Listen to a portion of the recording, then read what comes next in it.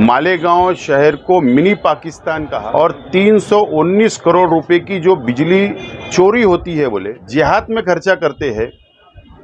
इस तरीके का बदनामी मालेगांव शहर के मुसलमानों की करने का काम नीतीश राणे ने किया है। के खिलाफ में जहर उगलने का काम इससे पहले नीतीश राणे ने मालेगांव शहर वासियों से, मालेगांव शहर के हिंदू मुसलमानों से माफी मांगना चाहिए। 7 दिन के अंदर उन्होंने माफी नहीं मांगी। खान के जरिए, एडवोकेट साहब के जरिए हम मालेगांव कोर्ट के अंदर फौजदारी मुकदमा मालेगांव लाएंगे और जेल के अंदर भेजने का काम करेंगे। ये मालेगांव शहर आप देख रहे हैं पब्लिक समाचार, पब्लिक के हक में। आमदार नीतीश राणे भारतीय जनता पार्टी के जो आमदार हैं उनको आज एक नोटिस रवाना की गई। 31 जनवरी को नीतीश राणे ने मुंबई में प्रेस कॉन्फ्रेंस लेकर मालेगांव शहर को मिनी पाकिस्तान कहा और 319 करोड़ रुपए की जो बिजली चोरी होती है बोले, और ये बिजली जो चुरा कर जो पैसा जमा होता है तो मालेगांव शहर वासी अतिरेगी है और इसका पैसा जिहाद में खर्चा करते हैं।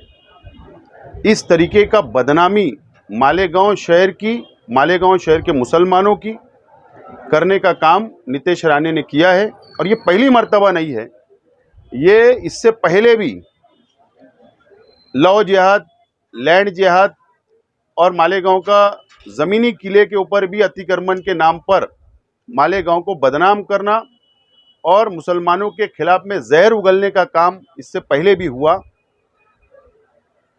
मालेगांव शहर की आवाम से एडवोकेट अजीम खान के ज़रिए जो हमने नोटिस रवाना की है, हमारा मुतालबा है कि नीतीश राणे ने मालेगांव शहर वासियों से, मालेगांव शहर के हिंदू मुसलमानों से माफ़ी मांगना चाहिए। अगर 7 दिन के अंदर उन्होंने माफ़ी नहीं मांगी तो अजीम खान के ज़रिए, एडवोकेट साहब के ज़रिए हम मालेगांव कोर्ट के अंदर फौजदारी मुकदमा दर्ज करवाकर उनको मालेगांव लाएंगे और जेल के अंदर भेजने का काम करेंगे। ये मालेगांव शहर है, मालेगांव शहर का इतिहास है कि हिंदू मुस्लिम साथ में रहते हैं। एक भी गुनाह दाखिल नहीं हुआ कि यहाँ पाकिस्तानी रहते हैं। सच्चे मुसलमान और सच्चे हिंदुस्तानी रहते हैं। इसके लिए नीतीश राणे ने माफ़ी मांगना चाहिए। ये मुतालबा आज हमने किया है। आपको ऐसा लगता है कि मालेगांव शहर के पालक मंत्री राज्य के असल में ये सियासी स्टैंड है।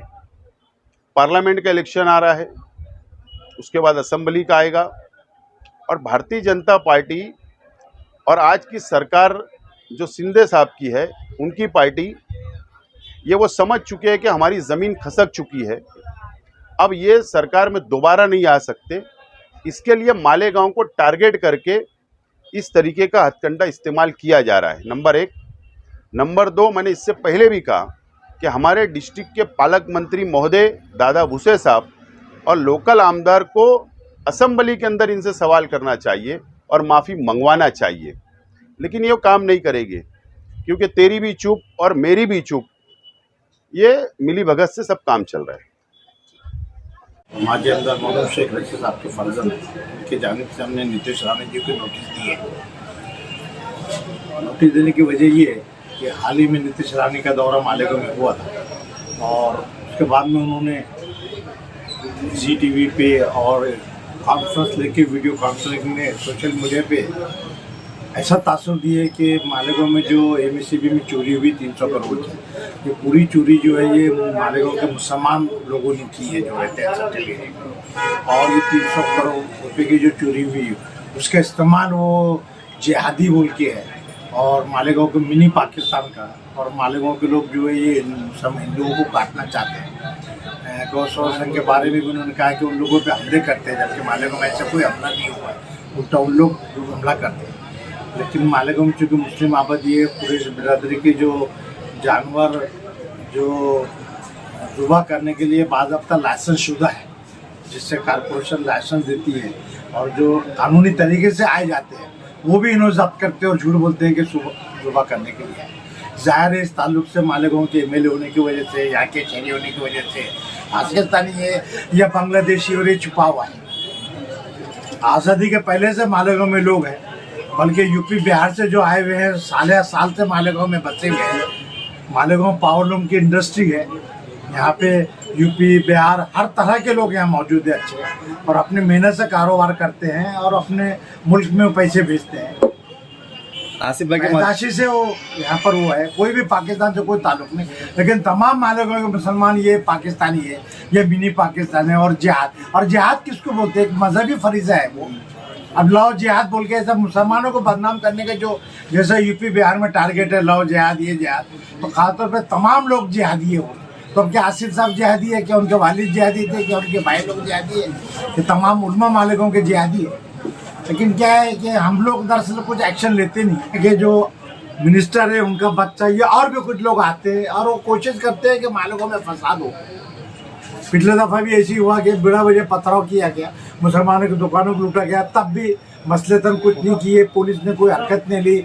जब बहुत ज़्यादा बोला गया, जब दबाव डाले गया एनसीपी का, आसिफ साहब का, रशीद साहब का, जब इन्होंने कहा, जब दबाव डाले तो फिर ऑफेंस रजिस्टर हुआ। पुलिस इंतजामिया भी डर जाती है क्योंकि इस वक्त वो हुकूमत में है, उनका दबाव रहता है। अब ये पुलिस ने जैसी पाकिस्तानी बोले तो पुलिस का काम था नारा राणे के ऊपर केस दाखिल करना चाहिए कि भाई हम लोग नीतीश राणे के ऊपर केस करना चाहिए। जो मीडिया ने दिए उनको मना करना चाहिए था कि भाई इंफॉर्मेशन टेक्नोलॉजी में मजा है, किसी के जज्बात तुम वो नहीं होना चाहिए। मोदी के खिलाफ कोई चीज़ आती है, प्राइम मिनिस्टर के खिलाफ, अमित शाह के खिलाफ, तो तुम एडमिन को पकड़ते हैं और तुम उनको ऊपर केस करते हैं। यहाँ पर ये एक मुस्लिम कौम को बोल रहे इसलिए कुछ नहीं, इसलिए हमने शेख आसिफ साहब के तरफ से नोटिस भेजी है और नीतीश राणे जी को कहा है कि भाई मालेगांव के अवाम से सोशल मीडिया पे आप एक कॉन्फ्रेंस ले, माफ़ी मांगे और आइंदा से मालेगांव के अवाम के लिए ना ही पाकिस्तानी बोलेंगे, जैसे नाजेबा कलमात नहीं बोलेंगे। अगर इन्होंने 8 दिन के अंदर इसके ऊपर अमल नहीं किया तो इंशाल्लाह हम उनके ऊपर फौजदारी मुकदमा भी और वो भी मुकदमा दाखिल करेंगे और पूरे मालेगांव के जाने जितने करेंगे कि वो महीना 2 महीना हमको यही मुकाम करना पड़ेगा। रोज़ इंशाल्लाह तारीख रखेंगे हम और उन्हें बताएंगे कि भी किसी के जज्बात से खेलना नहीं चाहिए। अगर वो आमदार है तो मालेगांव में भी और आमदार है, और आमदार होने का ये मतलब नहीं, आमदार जो है वो एक पर्टिकुलर कॉन्स्टिट्यूंसी के तमाम लोगों का रहता है, ज़रूरी नहीं कि सिर्फ हिंदू का रहेगा या मुस्लिम का रहेगा। एक जिम्मेदार शख्स है और एक जिम्मेदार शख्स ने ऐसे बयान नहीं देना चाहिए और ये किसी तरह वो फसाद करवाना चाहते हैं और इसीलिए बार बार ऐसा बोल रहे हैं और इस चीज़ की रोकथाम होना चाहिए।